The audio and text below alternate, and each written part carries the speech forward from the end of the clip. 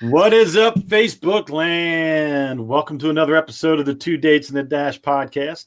I'm your host, Matt Cubbler, and before I introduce my very special friend, someone who I care deeply about, and I want you guys to really listen to what she has to say, Dawn Pursell Sweder. She is an amazing woman who's had an amazing journey, and I'm really excited to share that with you guys. I'm going to first dedicate the show, as I always do. I'm going to dedicate this show in honor of her daughter, Gabrielle, to mental illness and the opioid epidemic. As a police officer for 26 years, I've seen my fair share of the carnage that comes from mental illness and drug addiction of all kinds. And while we all want to believe that we're immune to the effects of that or being susceptible to having someone in our family fall prey to one of those two things, the reality is none of us are above it. It's not a matter of how much money you make, what kind of job you have, or how much you love your kids or your family members. It's just a reality of life that sometimes it happens, and sometimes the people we love get hurt. And I'm dedicating this show to anyone who's going through that right now. I'd be a jerk. What would I do with my book? Oh, there it is. I'd be a jerk if I didn't. So now I've been told I'm a horrible salesperson, so I am going to promote My Brother's Love, a Memoir, which is the book I wrote about my life with my brother. Amazon.com if you want to order it. It's an amazing book. At least I believe it is, because it was written from my heart about the most amazing person I've ever known, my brother. The podcast, where can you hear it? You can hear it everywhere. iTunes, Stitcher, Applecast, Anchor, you name it. Anywhere there's audio podcasts being played, you can probably find Two Dates in the Dash. All right, my friend Dawn. Little history on us. So her husband Jim and I worked together in the Federal Air Marshal Service in the Philadelphia field office. So I got to know Dawn through there, and she is a retired Bureau of Prisons admin person. She did something with education. I'm not exactly sure what her title was, but she was with the Bureau of Prisons. So she was a federal servant as well. So their family comes from a life of serving. Her husband, Jim, was a great man, still is a great man, but he was a great guy to work with, hell of an agent. And I'm just blessed to call them my friends. And I know there's a lot of people watching tonight who say the same thing about both of you. So without further ado, Dawn, how are you?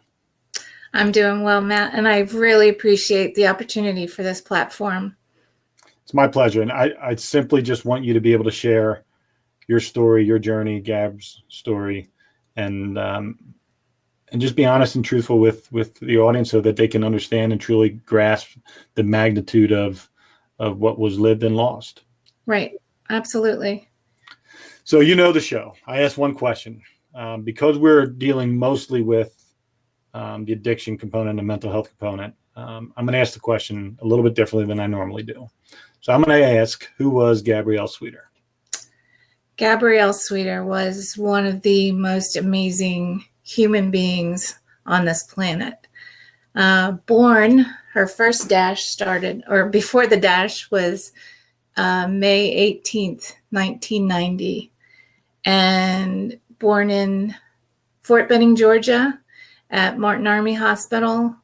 She was our first, and really an amazing from the very start. I mean, 9 pounds, 5 ounces of just pure joy.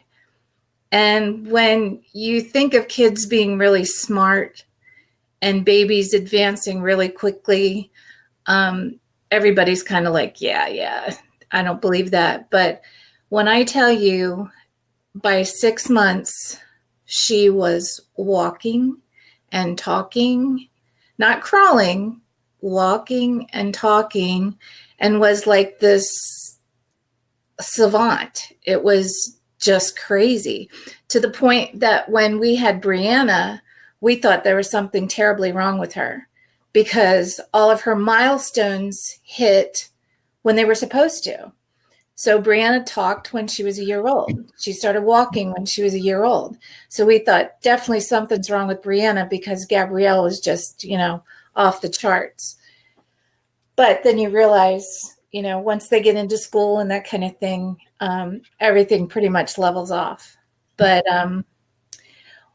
what we can realize looking back with Gabrielle is that when she turned about a year old, she had this feistiness to her, which of course, because it's your firstborn, you don't know what's normal and what's not, but she would rage. If she got upset, it was to the point where there was no soothing her. I can tell you a story of when we lived in Lewisburg, Pennsylvania. We had to lock her in her room because we were afraid of what she would do, like falling down the steps or something, because she was so little, but yet so mighty, would crawl out of her crib, would turn chairs over. If she was upset, you knew she was upset. And that's where, later on you realize, okay, this is a mental health issue, but you don't know that at the time. So fast forward, she's pretty much a delight to everybody. We go into the terrible twos, and a normal kid, when they have their tantrums, it lasts a few minutes. You can soothe them. Not with Gabrielle. There was no soothing her. If she got upset, it was, and sometimes between an hour to 2 hours before we could settle her down. And there was really nothing we could do for her. Moving forward to school and, kindergarten, that kind of thing, always the delight, always the gift of gab, always, everybody had wonderful, wonderful things to say about Gabrielle. And I think the turning point for her, we were in New Jersey and we were moving to North Carolina. And it was around the age she would have been turning 11-ish,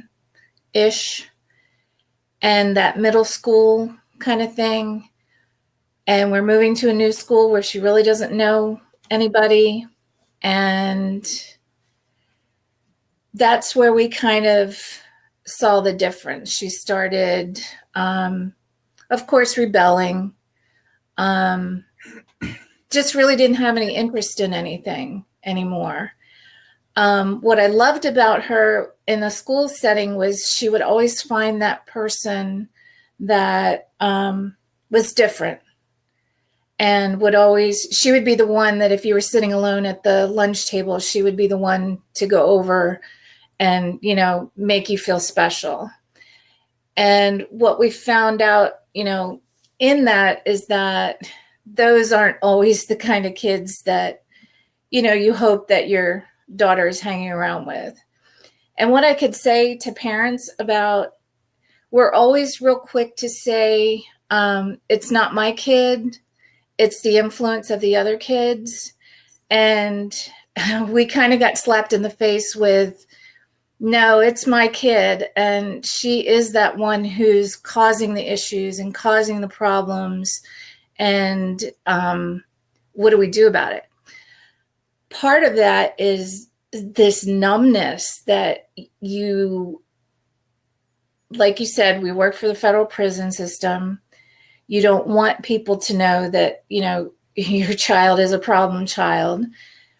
And especially working with problem adult children all day, it's not something you want to share. And we had a lot of difficulty with that, and the shame of, our daughter's different and we don't know how to handle her. We don't know what to do. When we had moved to Hamilton in 2006 is when I finally thought, we've got to do something. We have to find counseling or a therapist or something. We found this amazing pediatric neurologist, and he nailed Gabrielle to a T, knew exactly what was going on in her brain, and of course prescribed her medications. Well, for that, first week on meds, I'm like, my daughter's back. She's not rebelling. She's calm. She's, sweet. It's not this, basically screw you kind of thing. It's it's kind of like, oh my God, I've got my daughter back. And we come to find out that she's selling those medications in the classroom because what to her, that chaos in her brain was not her normal. So to add meds to that, to where it was calming and she wasn't hearing those voices and she wasn't getting triggers, freaked her out because she didn't know what to do with that. So started selling her meds in school. Unfortunately got caught in her senior year. $5 for a Klonopin to a 17-year-old, but she had just turned 18. So she was facing 6 felony counts because, of course, it's on school grounds, all that stuff. And that's when you find out that you are lucky to be in a situation where you are financially comfortable to a certain extent, because for $8,500, you can get a lawyer to bring that down to a misdemeanor and probation. Now, for any other kid, that would be, they'd be locked away for good. And like I said, this was a month prior to her graduating from high school. Didn't get to see her walk in graduation because, of course, she was suspended. Walked out of school in handcuffs that day. And I can sense your frustration. Yeah. Yeah. Well, let me ask you this. So early on, and listen, hindsight is 100% 2020. And looking back on the rage issues when she was little and her outbursts when she was a toddler and her inability to be soothed when she had one of her moments. Mm-hmm.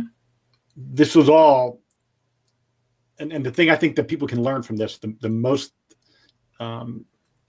things we miss are because we're not looking, because we don't want to see what's right in front of us sometimes. Yes. And I think when it comes to mental illness, when it comes to seeing signs and having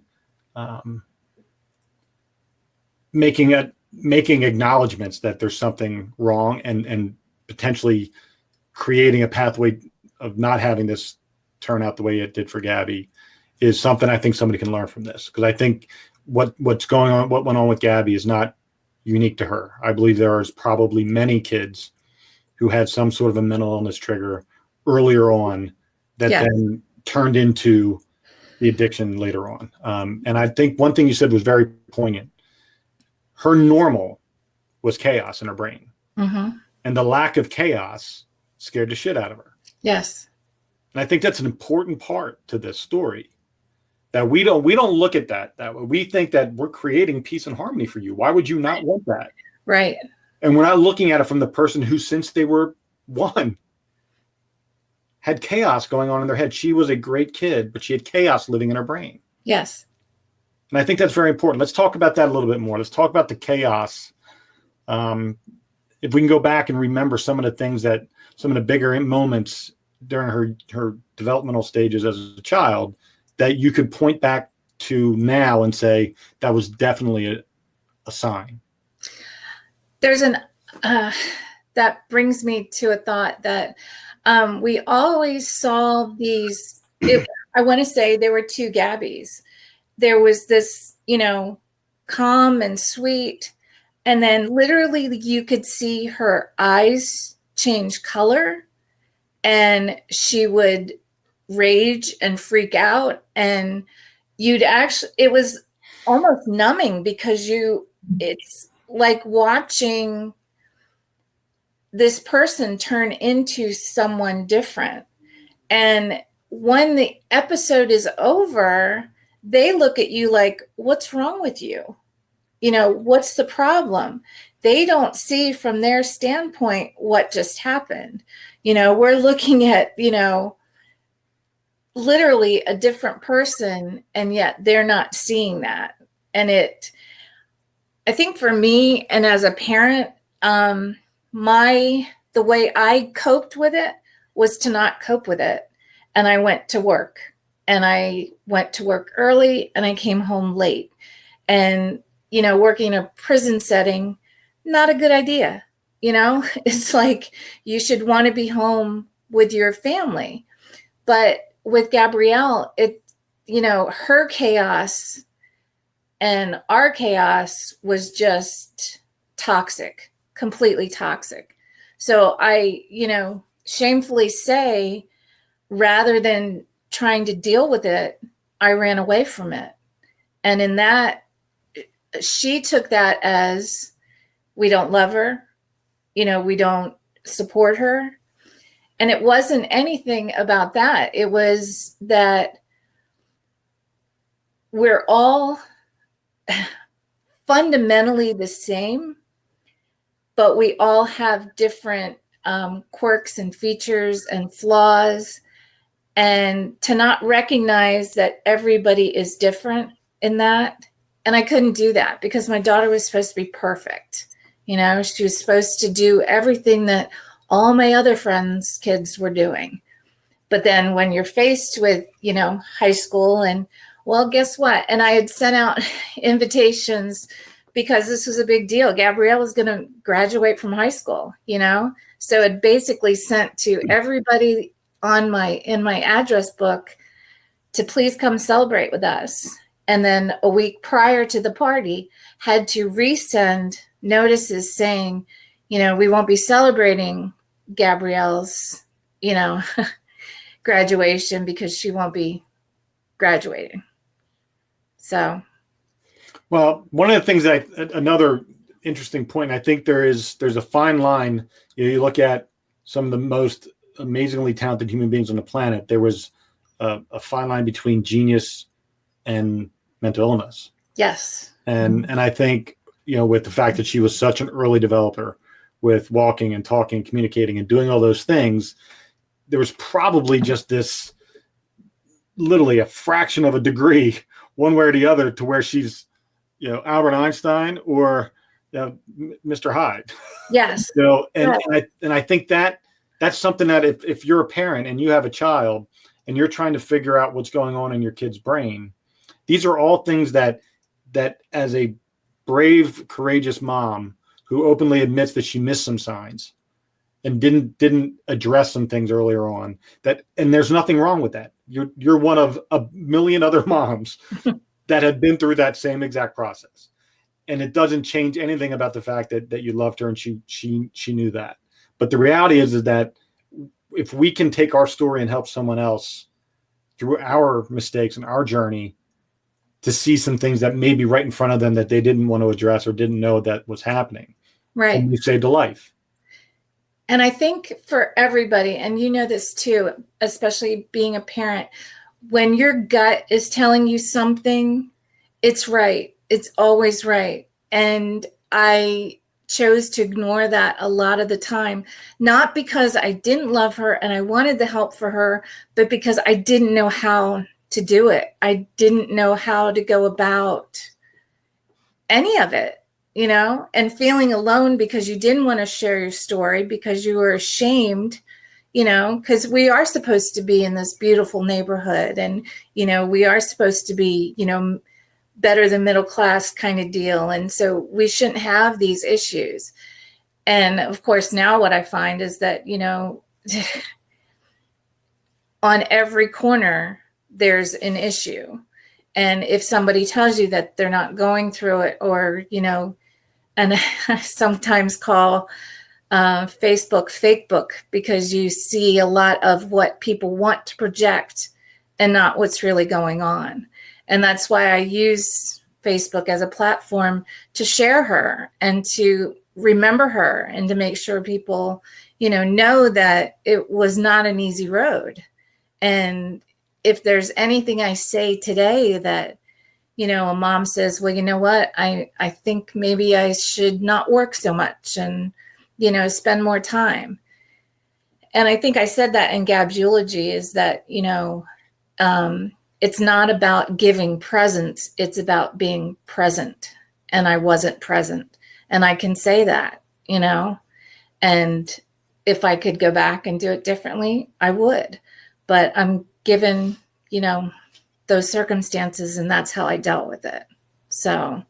Well, I think one of the things I've learned the hard way, and I'm sure you have too, is that we're not in control of the outcome. Right. I don't believe that for 1 second that what happened to Gabby was some mistake by God. Right. I believe that there's a reason why everything happens. For me, that's the only way, because it makes no sense then if newborn babies die, or like none of that makes any sense. When my brother, who never did anything wrong in his entire life, he was the kindest, most pure human being, and he dies. Like none of that makes any sense whatsoever if God made mistakes. Yeah. So yeah. I believe he doesn't. So right. I choose to believe that whatever the outcome is the outcome, and that the what we gain from that outcome is the legacy that she left behind. And I think part of her legacy, whether it was by her design or not, was that we're in an epidemic, we're in a crisis. And if your voice and your ability to share her story allows one family to help their loved one get out of that crisis, then the journey makes sense for her. Right. And I think it gives you the strength to know that while you miss your daughter immensely, she lives every single day when you get a chance to share her with somebody else. Right.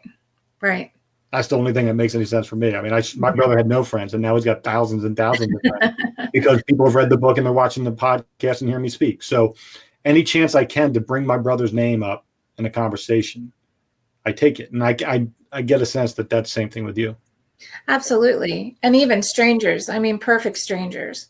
It's knowing that she made a difference, and I didn't really realize how much of a difference until she passed, because, all of the outpouring of,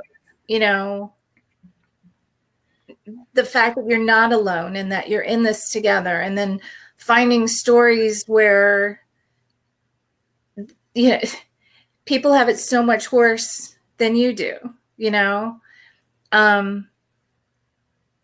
I guess my biggest takeaway from Gab was that we're all so very different, but all very much the same.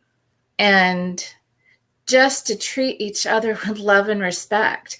And what I did, rather than going at her with love, was I got angry. And I look back and think, had I not blown up about that, there wouldn't have been, a week long of not talking. And in fact, while she was in high school, there was a time when we couldn't even speak to each other. We couldn't even be in the room together. And I still have a booklet that she and I used to pass back and forth under our door so we could share our thoughts and feelings, because we just could not meet halfway on anything. As if I told her the sky was blue, to her it was black. There was no changing that for her. And part of her issue is something called borderline personality disorder. And that's where the other person kind of comes in, because you're trying to rationalize with someone who does not have the capability of rationalizing. And yet I used to say, she could have been a rocket scientist. She was that smart. But yet there's other times when it's like the smallest things can't get through. And it's very, very frustrating. And if I could go back, it would be more of a loving, accepting than getting angry. But anger is fear. You're scared to death that you're losing, everything. And it's not so much, we grieve what we know she could have been, because we've lost, that light. And it's, I could tell a million stories about, people would shake their heads like, there's no way, but it's one of them being, she wanted to use the car. We kept telling her no. Finally, one of those again, she breaks you down. Go ahead, take the car. It's storming. It's raining so hard that you cannot see. I had an app on my phone that would tell me where she was. She's telling me she's going to Absecon. I'm watching her drive to Philly. And within, I would say, 20 minutes of calling her, and she's not answering, but I can see where she is. The phone rings, and it's a Camden police officer telling me that they're taking her to, can't remember the name of the hospital, but I do remember them saying, we're not taking her to Cooper because she's an addict, because she had been in a McDonald's parking lot and had overdosed. And by the grace of God, some guy happened to walk by, see her foaming at the mouth, and ran into the McDonald's and called 911 and, saved her that night. I can't tell you how many times that happened, because, that was just one of the ones that we were able to catch. And I think what's most there again, from there, that very next morning, we were on a plane from Philly to Florida because we were going to fix it. And it was all going to, we were going to take care of it that way. If we could get her out of New Jersey, if we could get her away from these people, well, it doesn't matter where you are, who you are, it's there. And when we go back to when the doctor putting her on medications that made her calm, Gab had gotten to a point where she couldn't take the chaos anymore. And the first time she did heroin, that was when it was euphoric, and it took all of that away. And of course, once that happens one time, you're going to want that over and over and over again. I can't tell you the amount of things she's stolen from us. I cannot find my engagement ring, which of course is that's a big deal to people. And, but in her addiction, those are the things she did. And again, people don't understand this, but it's not the person, it's the addiction. It is a disease. It's the same as a mental illness. It's the same. What I would compare it to is a disease of the brain, because there was something in there for her that, you'll send another kid to treatment, they get it, they're done. I remember when I started smoking, and Jim told me, we're not going to be together if you're going to be smoking. So I, quit that day, and that was that. I was a big drinker when I had my kids, and realized, I don't want to get up and take care of my kids if I can't function properly. So I stopped. For some people, that's a possibility. For Gab, it was not. And when you're on that path of addiction, you have basically three choices. It's jail, treatment, or death. And I had to grieve Gab long before she died, because knowing that that was her everyday struggle, that that's what the outcome is going to be. And I can tell you that we struggled so much with bringing her home, because I think for me, it was easier out of sight, out of mind. If she's not here, she can't steal our stuff. She can't take our stuff. I want to backtrack a little bit, because we couldn't figure out when we first moved here to North Carolina, she was never leaving the house but she was always messed up. She was, would have a bowl of cereal and would be falling down and passing out. And she was having heroin shipped to the house through the dark web. So I discovered that by one day when she did leave, because I'm thinking, how is this possible? How is she so messed up and yet she doesn't leave the house? And went into her room, found a black trash bag that had from FedEx, that had a return address from Chicago. And that's how she was getting her heroin shipped to the house. And there again, here we are working for the federal government, worried that, somebody's going to come to our house and, really, really scary stuff. So those are the kinds of things that happen. And if I can talk to moms today who have a 13-year-old or whatever, get them off the computer, get them off the phone, get them outside, take them to the Y, go walk, go, because it's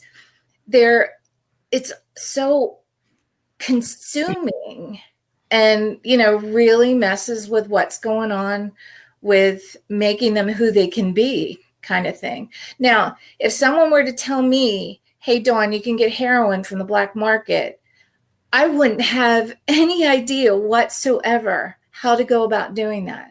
But there again, it speaks to her intelligence that she was just that savvy. She knew, if I want it, I'm going to get it. And this is how I'm going to do it. And then fast forward when we decided to bring her home from Florida, because I'm thinking, here we go. We're just going to do all this over again. And while she was in Florida, she had contracted hepatitis C. So I didn't want her alone in Florida, trying to find treatment there for that. So we brought her home. She wasn't even here a day. And this is going to sound so incredibly freaky, but our cat had to go to the vet, and the doctor had prescribed the cat a pain medication. I walked in the room. She has the syringe with the cat's medication, and she's going to inject it because that's what is available. And it's kind of mind-boggling. It's just bizarre. And because I'm not that person that seeks and searches and needs that, but that's where she was. That was her mindset. Once we were able to get her on treatment for the Hep C, she was cured within 8 weeks. But you could tell there was still that searching and knowing she didn't want to let us down again.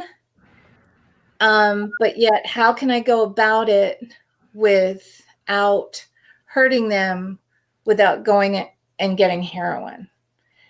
And as it turns out, the day that she had passed was right here in the room that I'm in her bed.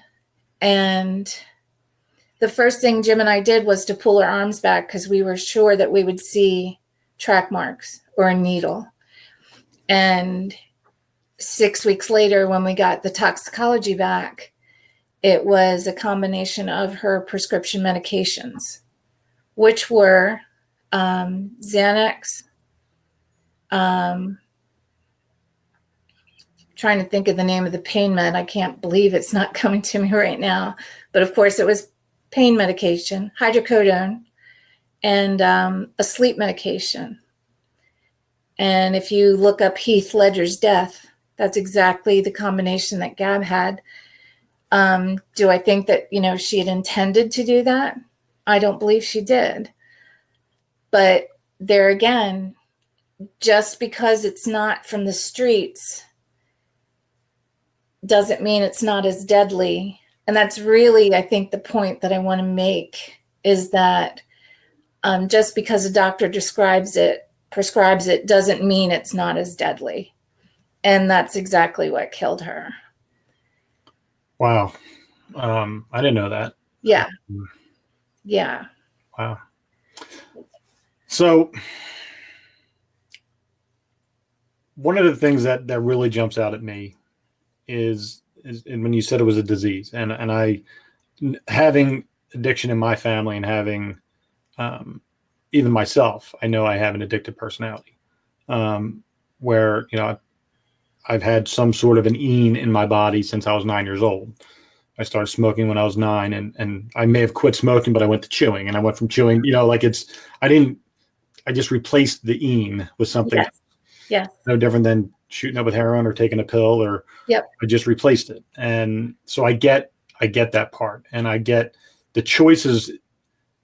If you are a non-addictive personality person, but yet you're running from something, or you're tired of feeling a certain way and you decide to try drugs and you get addicted, that was a choice that turned into an addiction, which then potentially you could be cured from it by going to rehab. Mm-hmm. I believe if you don't have that addictive personality, it then becomes a yes or a no decision, right? Do I want to still do it, or don't I want to still do it? When you have somebody like Gabby, who didn't have that ability to make that choice, right? That she was still running from something. She didn't like the pain she was in. She didn't like the voices in her head. She didn't like the struggles she was having internally. So rather than take the medicine that was prescribed to her that calmed those voices, she found a different way to do that. Mm-hmm. And that became the solution to the problem. But that the solution had a deadly ending. Right. So she didn't have a choice. So the disease part comes when you don't have that choice to say yes or no once the first step is taken. Right. Then it becomes a disease. You don't get to choose if you want cancer or don't want cancer. I do believe 110% that people with mental illness especially are the most susceptible to drug addiction. Yes. I had a guy on, Josh Berglund, who he has multiple personality disorder, is a drug addict, was just coming off a meth binge when he came on my show. Yeah. It is every person I've ever talked to that is in that high functioning intelligence and the high functioning mental illness side. Almost all of them end up down a path of drugs. Right. And I think a lot of people don't recognize that, or don't want to acknowledge that. They just want to assume that you're weak-minded, so therefore you chose to take a drug, whether it's alcohol or drugs, right, in order to numb your pain because you're a pussy or you're afraid of dealing with your shit. Right? Exactly. That may be the case in some circumstances. Sure. But in most circumstances, the addiction is a disease that lived inside of you, just didn't have an outlet. Right. Yeah. And I think that's what happened with Gabby. Yeah. And like I said, there are some people who, they go to rehab once, they put it down, never see it again, never revisit it. If she was here today, we'd still be fighting it. I know that for absolute. But I also know that, like I said, with her passing and the outpouring of the people who she touched, because no lie, Matt, the day before she passed, she was on the phone with a friend who also had borderline personality disorder, talking her down from making bad decisions. She gets off the phone. A friend from Florida calls. He just finds out he has Hep C. She's talking him through the process of how to get treatment, how to go about, what doctor to use and all of that. She hangs up the phone. She's talking to a friend in New Jersey, getting them into rehab. So I'm downstairs thinking, there it is. There's her purpose. She's gone through all of that so she can show others that, it's possible. And Gabby was so good at her game. So I can't tell you, when Gab was clean. I know that even there were times when she was in rehab that she was using other people's urine, passing it off as hers. people getting kicked out of halfway house over and over again, and she just happens to be the manager of the halfway house. So, you put two and two together and, but it's those high functioning, those people that just, I think, have so much going on in their heads that they don't know where to put it. And for Gab, I think it just got to be too much. It just, if I can find a positive in any of it, she no longer has that struggle. She no longer has to, she once explained to me as it being like a hamster wheel, that once it started, she could not make it stop. And having files in her brain where I have those same files in my brain, but they all have a place to go. For Gab, it was, those files just flying all over the place. Reminds me of 9/11 when all those papers are flying out of the Trade Center. You just can't get that back. There is no order in that. Heroin and meth gave her order. When I think when she didn't want to disappoint us anymore, if I could, get to the right doctor, get the right meds, have a reason to have hydrocodone in the house, then it's not as bad kind of thing. But it doesn't take away the fact that she was brilliant. I don't miss the chaos and the issues. I miss what could have been. We won't go to her wedding. We won't, share in all those special things. I won't have a grandchild from her kind of thing. So, and I think what gets me through all of this, of course, Jim and Brianna, if I didn't have them, honestly, Matt, I'd have no reason to get out of bed each day. And there's been times where I haven't because, it gets pretty dark sometimes. But, and I also have those other moms who are going through the same exact thing that I'm going through. And in fact, one of the people who runs the I Hate Heroin site on Facebook lost two of her boys on the same day to pure fentanyl overdoses. So to have that sense of community, kind of like you did, when we were in the Army or when you guys were in the Marshal Service, to have that camaraderie, that's what gets us through, to know that, you're not alone and you have that support, to reach out.